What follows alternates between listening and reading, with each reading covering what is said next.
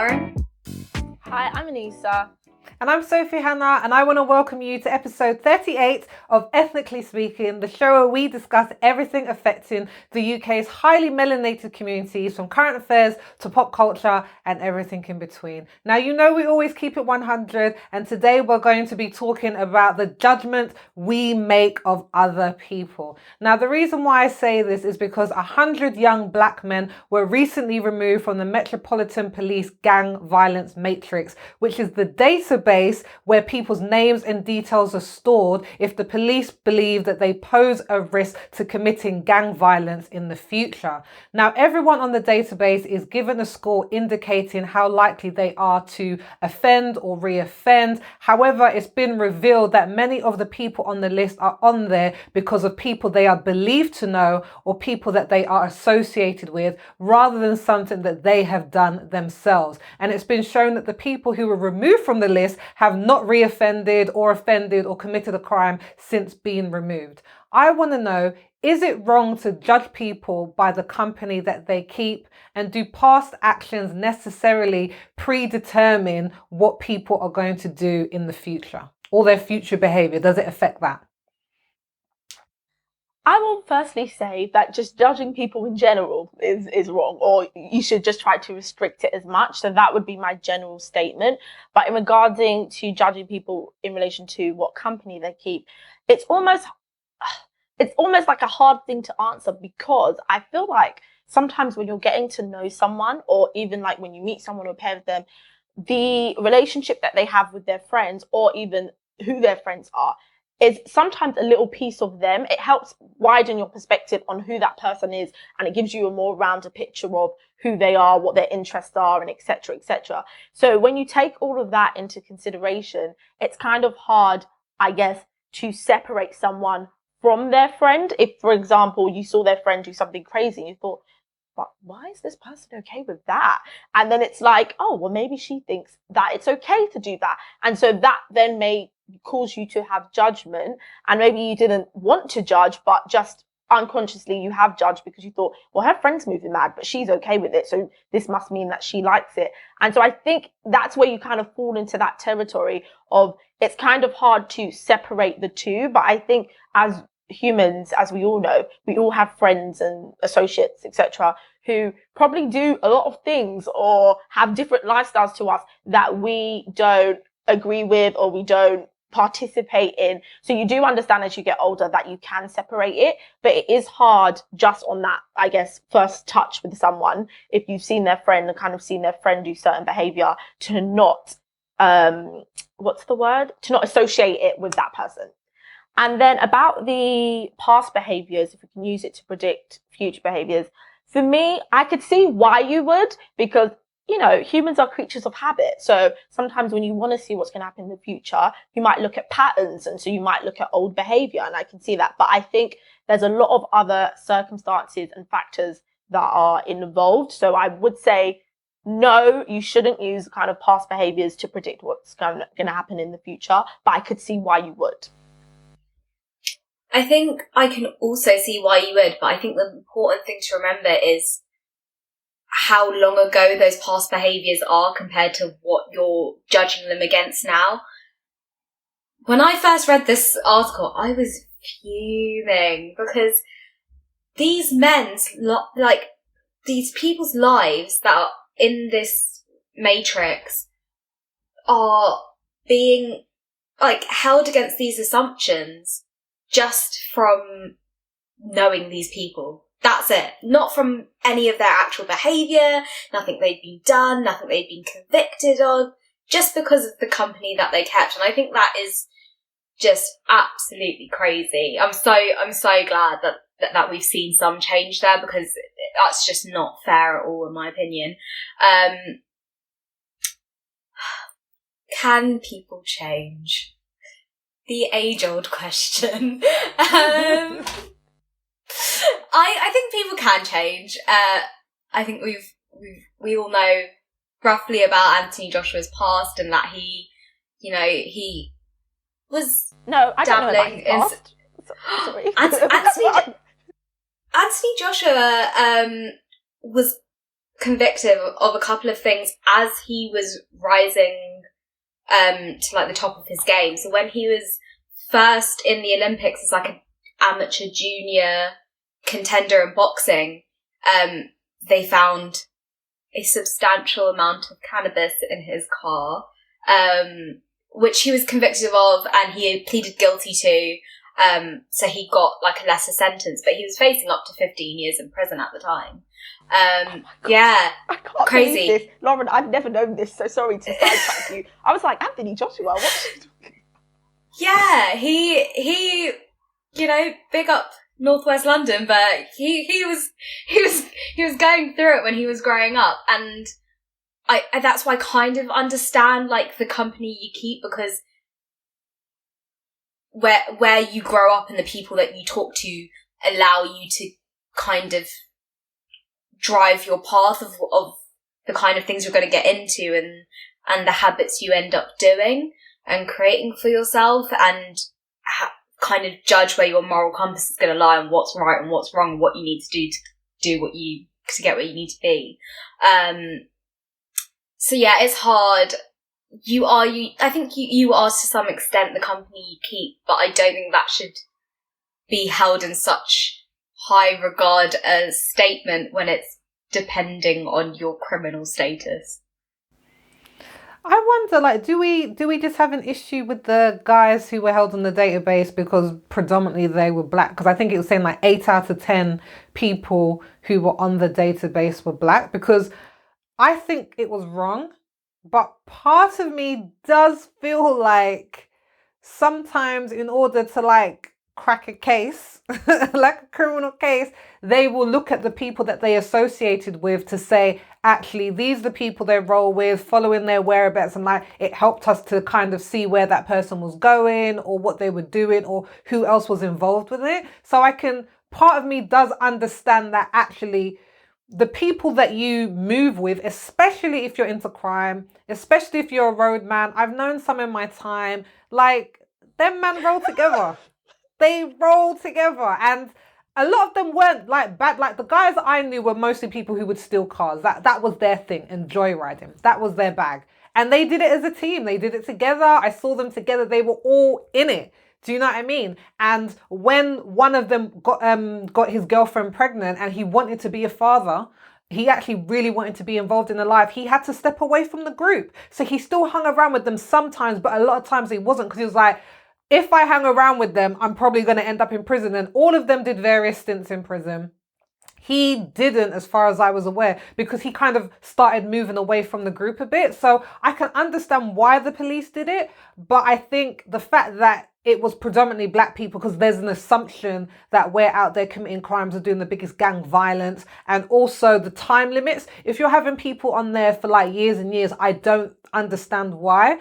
But I think there needs to be a better system in place, because I think looking at the links between people who commit crime, there probably is a pattern of people doing it with people who they know and who they associate with.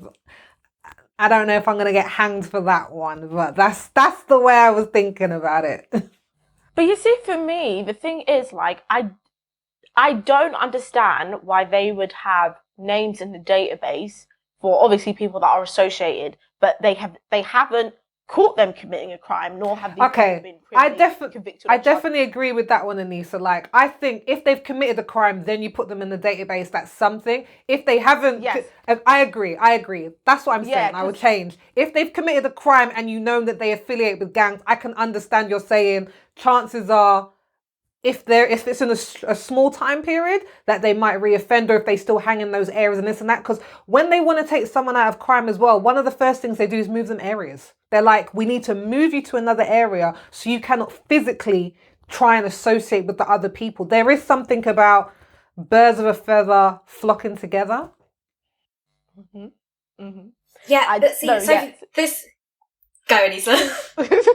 Sorry. Just to finish my earlier point, I don't know why they would have people that have never been criminally charged or convicted or anything, or they know of any actual criminal activity in the database, because for me that just feels like a violation of these people's privacy, obviously of their rights, of their personal data. You could literally pull anybody's name from anywhere and just say, hey, they're associated with this. And I think the tough thing is a lot of the kids that they have on this matrix, they're coming from really urbanized areas, right? And so the hardest thing is, if I've lived on the block for 15 years, of course I know everybody that lives there because I see you, I say hello, I say goodbye. So even if I'm on my way to school and you're on the way to go crunch, like, even though we're going to two different paths, just because I've said hello, you've decided to put me on a matrix. But it's inevitable that I would know you because we live in the same area. So for me, that's like, I don't agree with, and I'm glad they're starting to take a look at it, putting people's names up there who have never criminally offended, because it's just crazy to say that people who live in close proximity together wouldn't be associated together. It doesn't mean that they hang out every single moment, but of course they would be familiar with each other, Yeah, no, that was exactly what I was going to say, because just pulling on what Sophie said, Sophie knew these people. You could term that as being associated with them, but look at all the amazing things Sophie's done with her life, and none of them are like criminal. There's no reason for someone like Sophie to be on a matrix like that. But that's the kind of situation we're talking about here. We're talking about people who have just they know of these people. There's no like prerequisite of committing a crime or anything that gets them onto the matrix. It's just kind of, oh, well, you know them, so we're just going to put your name down. And I think it would be interesting to see how many of those names of the people they took off just from association were white. Like, I want to see the flip side. I want to see what the differences are, because that, I think, will speak volumes as to why it's happened. Yeah, definitely. I definitely think so. Oh, no, go ahead, Anissa. Sophie, go. I definitely think so, because like I was saying, they said like 8 out of 10 people were black. So obviously there's a racial bias going on there. And if people were equally mapped on there, again, breach of privacy if they haven't committed a crime, but at least you'd be like, oh no, it really is about trying to make sure that they get those gang affiliates. But it's obviously not. They actually have a predisposition as to who they think that person is going to be, and they're black. And I think what you said, Anissa, was just so really interesting. I think really key. Like because this is obviously for London, a lot of people in London, a lot of ethnic minorities live in urbanized area, probably predominantly at the poverty line or below the poverty line. And if you're living in those sorts of areas, you can't help but know these people. You know who the person is who sells drugs on the block. You know the person who's into something dodgy. And the same way those guys who are into that stuff know the kids that are just going to school, who are just trying to get by and trying to do the right thing. And you can't help the environment because maybe your mum doesn't have money, or your mum and dad don't have money to kind of move you out of those areas. So I think there does need to be a change in the system, but I think the fact is that they said that if the 5 people that you surround yourself by are the people you're most going to be like, and I think you said it earlier, Lauren, about the fact that because chances are the people who are closest to you, those 5 people, share similar values and ideals. So I think that maybe not judge him, because I agree judging might be a strong word, but there are definitely cues that you can pick up. Because there was this guy on social media who said, I can't remember if I think he was a rapper, and he was just like, just to let all the girlfriends know of my closest friends, none of them are faithful. So if you're dating one of them, they're not being faithful. And my thing was just like, he's just like, this is how we roll. Like, this is the group dynamic. Do you know what I mean? So a part of me is like, you have to be very aware of who your friends are. And I got a personal story, but I'm not going to hog the time, guys. But let someone else talk. But I'll come back to my personal story of how I was misinterpreted because of the company that I kept. Well, I was literally about to ask, so maybe your story's going to feed in very well. But I was literally just going to ask, like, if we turn it a little bit away from judging people who are associated with criminal activity, just general people judging you on the basis of your friends, or you judging other people on the basis of their friends. Has that ever happened? It happened to me. Yeah, I need to hear the story. Go ahead, Lauren, go ahead. No, I need to hear the story. We love a story. So when I was very young, a very early teenager, I had a friend who was very promiscuous at a very early age. So I don't think it was about sexual liberation, because we were not at that age whatsoever. And I was friends with her, and people thought that I was exactly the same as her. So we would hang out together, and I was too young to even really understand what it is that she got up to, because I wasn't even like, I think I barely kissed the guy. That's how young we were. So I barely kissed the guy, and she was out there being very promiscuous. And we lived in different areas. And when this was over a summer holiday period, I went and hung out with her a lot during that summer holidays, and all of the guys in her area knew her because she was promiscuous. And people started to think that was me as well. So the attention that I was getting, and young boys that were coming up to me would just assume that I was just down for whatever, and I just wasn't. And it took years to break out of that kind of mode for some people's thinking, because these were people who, after me and her stopped being friends, like over a year or whatever, I still knew a lot of the people in the area, because it was a place that I would still socialize a lot and still had various friends and various social events that I would go to. And a lot of people kept that kind of idea of me in their minds.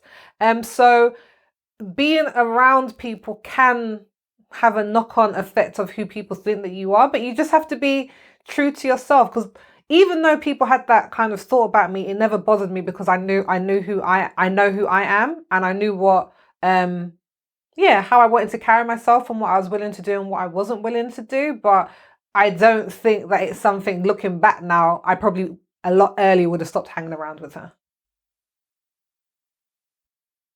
Oh, Sophie.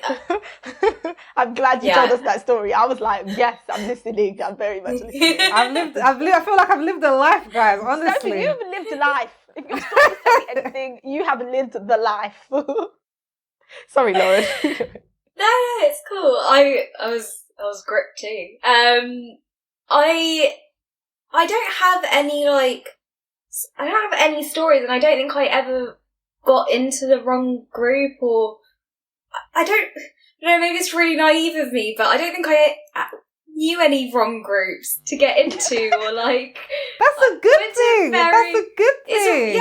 I'm very lucky. I've lived a very sheltered life. I went to all-girls Catholic school, and we just didn't... Like, the thought of doing something bad would just honestly fill me with dread. I can't lie either. Like, I nervous laugh if someone asked me to, like, pretend something, because I just can't do it. So the thought of, like, flouting with danger is just not for me at all. But I've never been in the wrong group. Have you ever done it to somebody else then? Have you ever judged someone else by the company they keep?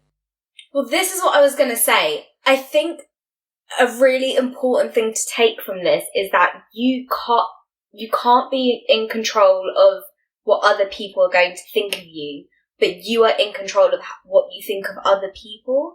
And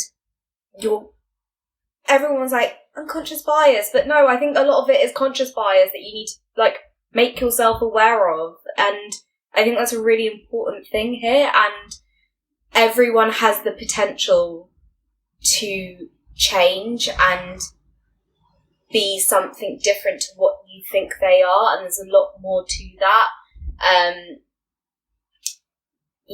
I just think that we need to take this back into our own hands and think about the way we act and judge others. And you know Lauren, what? can I just say... Oh. No, go ahead.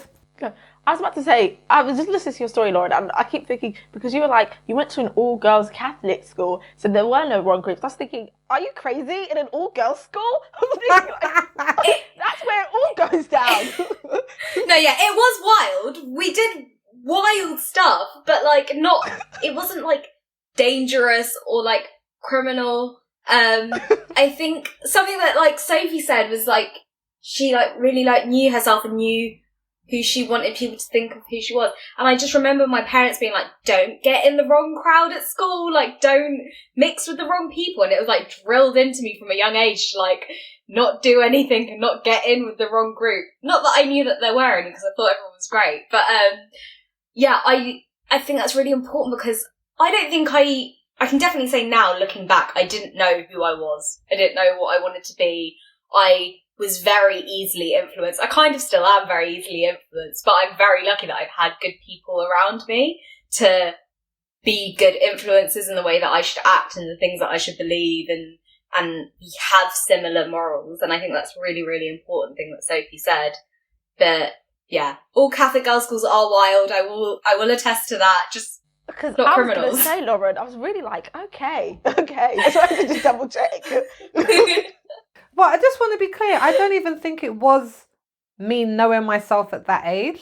I think now looking back, the things that my mum had taught me and my dad had taught me, and again, probably to do with faith, this made me like very clear in terms of sexuality, where it is I was willing to go and where I wasn't. And I'm really glad for that because with that friend, things could have gone downhill very, very quickly because she was a couple years older than me as well. So you have that sort of peer pressure on there. But I think I get to know myself more and more as I get older. Like, do you know what I mean? Like the wisdom, hopefully, that you have as you get older, you wish that, oh man, if I was a bit younger, there's certain things that I wouldn't have done or certain decisions that I would have made or wouldn't have made. And I understand that, it makes you the person that you are now. But I don't think that every situation that you have to go through as well. Because I think the hard way to learn is not always the best way to learn. But that's, I guess, talking about, what we were saying about things you've done in the past affecting your future self.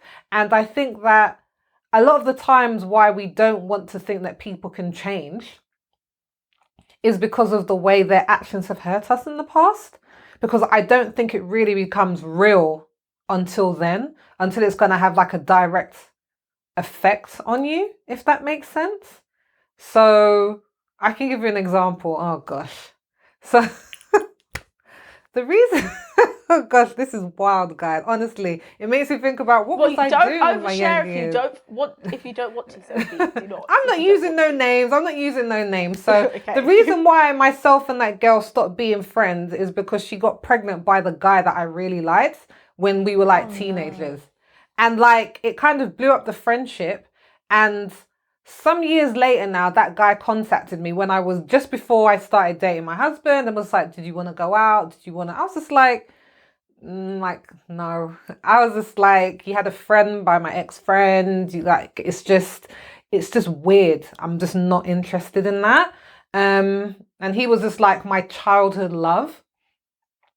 But because of the person who he was at the time, I honestly, emotionally, I just couldn't accept that he had changed. And I think he has. I definitely think he has.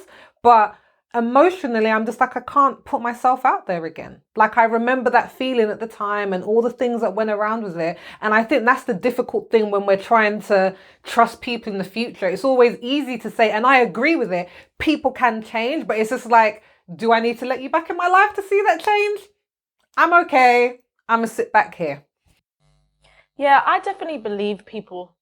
I mean, I'm definitely a believer that people can change. I'm talking from criminal behaviour to even general, like, hurting people. I'm just the believer that you can change. And I feel like I always want to extend you that kind of grace to change. But it's like, okay, I expect you to change, but I am cautious that you could slip up at any point. And that's even with someone who's, I guess, engaged in criminal activity, because sometimes when you're in that lifestyle, it's kind of hard to break out of it.